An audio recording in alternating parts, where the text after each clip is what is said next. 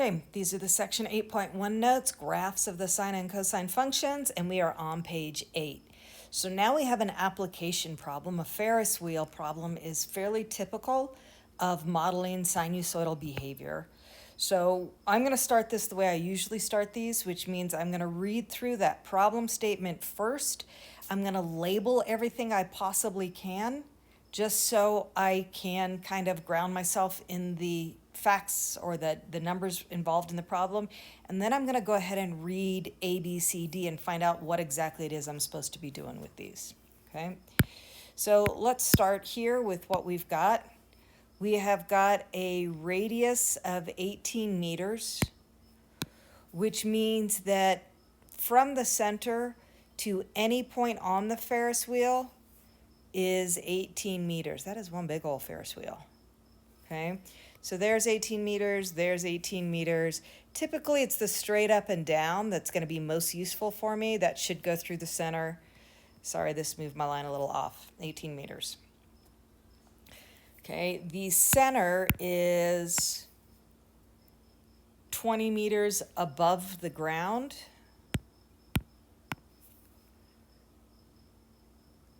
So this piece right here, oops, all the way, is 20 meters, which means if it's 18 meters from the center to the edge of the Ferris wheel, this little chunk right here is 2 meters. Okay, let's see what else we got. We got that it rotates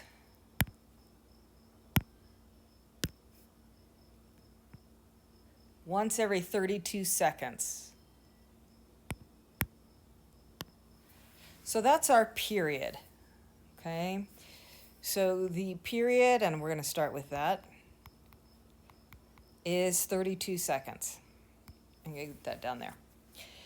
A platform allows a passenger to get on the Ferris wheel at a point P, which is 20 meters above the ground.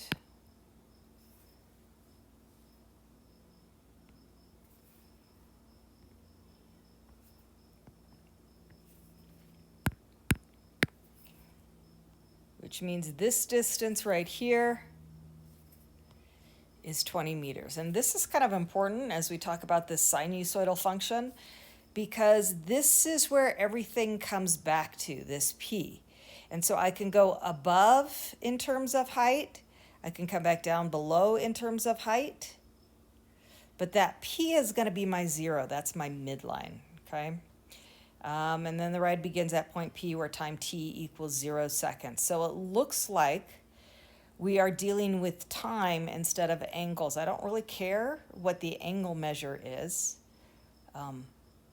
but we want things in terms of the time that it's taking us, okay? So A says, graph how the height of a passenger varies with respect to the elapsed time T during one rotation of the Ferris wheel. Clearly show at least 5 points on the graph. So we have height with respect to T. So that's how I'm going to create ordered pairs.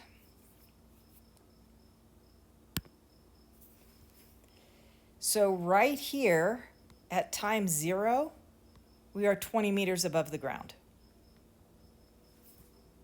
Okay.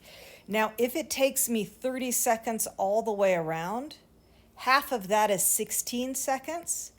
So at 16 seconds, I'm back to 20 meters above the ground. And then again over here, at 32 seconds, one rotation, I am 20 meters above the ground. Okay. It's going to go 18 meters above that, so halfway between my 0 and 16. That's at 8 seconds. I know it's 20 plus the additional 18, so 38. And then halfway between my 16 and 32, right here, I've got 24 seconds. And at 24 seconds, we're 2 meters above the ground.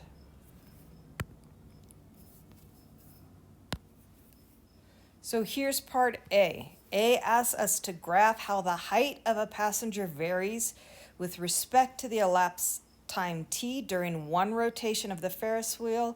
We need to clearly show at least 5 points on the graph. We've got our 5 points there. So we are going to go below. I got some graph paper. I've already created the grid, just so you didn't have to sit there and watch me do that. So if you'd like, this would be a good time to pause, create this graph. If you've got some graph paper or just a brief sketch on paper, that's fine too. Okay, but we're going to go ahead and graph those points. So we had our start at time t equals 0. We were at 20 meters high. Notice that both of the axes are labeled not only with time and height, but the specific units, seconds and meters. At 8 seconds, we are at 38 meters. Does it feel like that's moving super fast? 8, 38, right there. Right? At 16 seconds, I've got 10, 12, 14, 16. We are back at 20.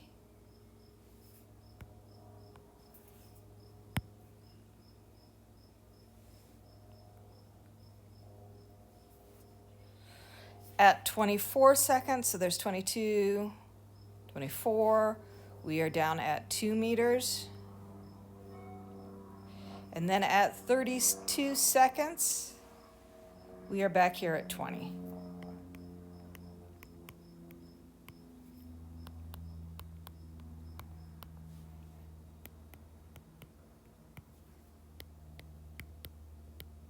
And we will label them so you know where they should be in the event that I'm a little off on something. And so here's our graph. Our Ferris wheel goes up, comes back down to our midline,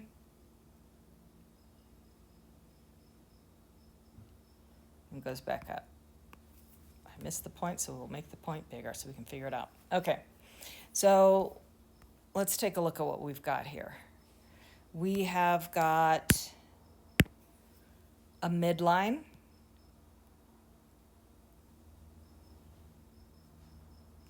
Easiest thing to figure out.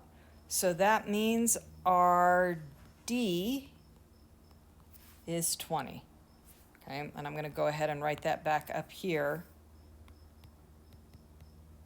I'll try to keep it alphabetically organized. We have from 20, we go up as high as 38. From 20, we go down as low as 2. So that's our amplitude, A equals 18. And we could be specific. I'm going to cram it in up here. A equals 18. Okay. And I'm going to take a look at this. So at 0, I am 20 above. So I can create a sine function with this if I make that my 0, my midline. So there's no horizontal displacement at all if I look at it that way. So my C is 0, which is nice. It's always a little nicer if we can match that right up, and we don't have to worry about that. So let's talk about what it is we're looking for here, B. We want this equation, height in terms of time, and we just said that we are going to use sine. Geez, no, not plus, not even plus there. BT minus C plus D. I was thinking ahead. Okay, we have A, we have C, we have D. We need to solve for B.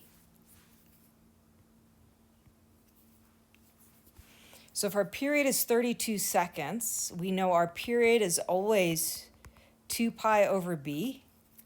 So here our b is 2 pi divided by 32, which makes this pi over 16. So now I'm just going to fill everything in. So I've got h of t equals a is 18. We've got the sine of pi over 16t minus 0, so I'm going to leave that off, plus 20. And then I'm going to go back up. B says determine a sinusoidal function that gives the passenger's height h in meters above the ground as a function of time t. That is what I've done, so that piece is good. So there's our equation. Now we're going to see if we can use this equation.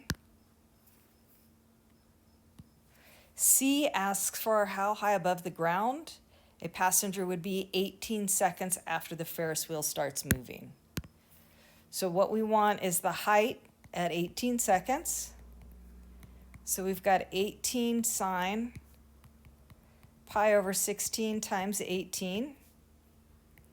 And that's the argument for sine, and then plus 20. Once we crank that in, we get 13.1 meters high. Now, here is what I will tell you. I will be totally honest, because the first time I ran through these notes, I did not realize that my calculator was still set to degrees, and I got 21.2. So if you get 21.2 meters, your calculator is in degrees.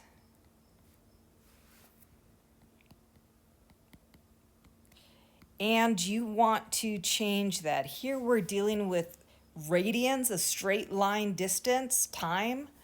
We are not dealing with rotation, degrees.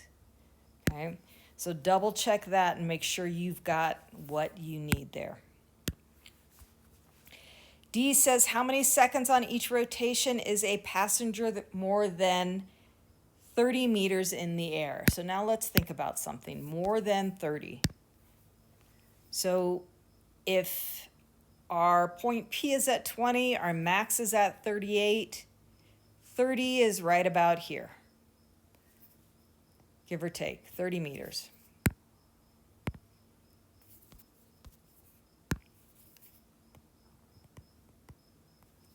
Okay, so I need to figure out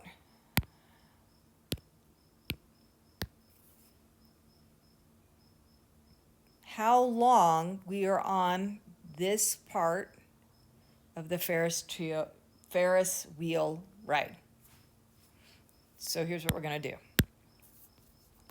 We are going to go back, and we want the height to be 30. So we've got 30 equals 18 times the sine of, let's just pi, that's a pi. Pi over 16 times t plus 20. Okay, we need to solve for t. So we need to subtract 20 from both sides. Little reminder here.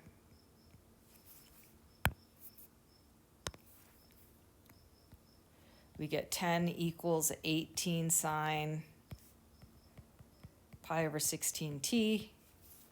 We're going to divide by 18, and we get 10 over 18, which is 5/9, equals the sine of pi over 16 times t.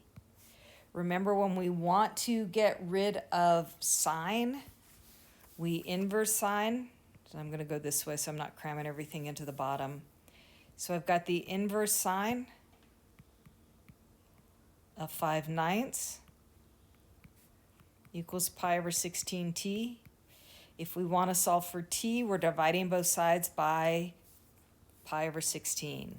So t here equals the inverse sine of 5/9 over pi over 16.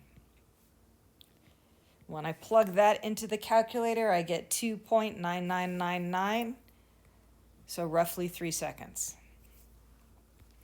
So let's see what that means in terms of our picture. And then we're gonna cheat just a little bit. Okay? That means this piece right here takes 3 seconds. So our circle's symmetric. That means this piece right here also takes 3 seconds. Which means that in the middle there, this is times t equals 3. This will be times t equals 13. So we are more than 30 meters high in the air between 3 and 13 seconds. And that's it. Keep in mind the homework may have different types of sinusoidal problems. We are not going to work through 5 different examples here. If you need some guidance on any of those, don't hesitate to reach out. But that is it. 8.1 is done.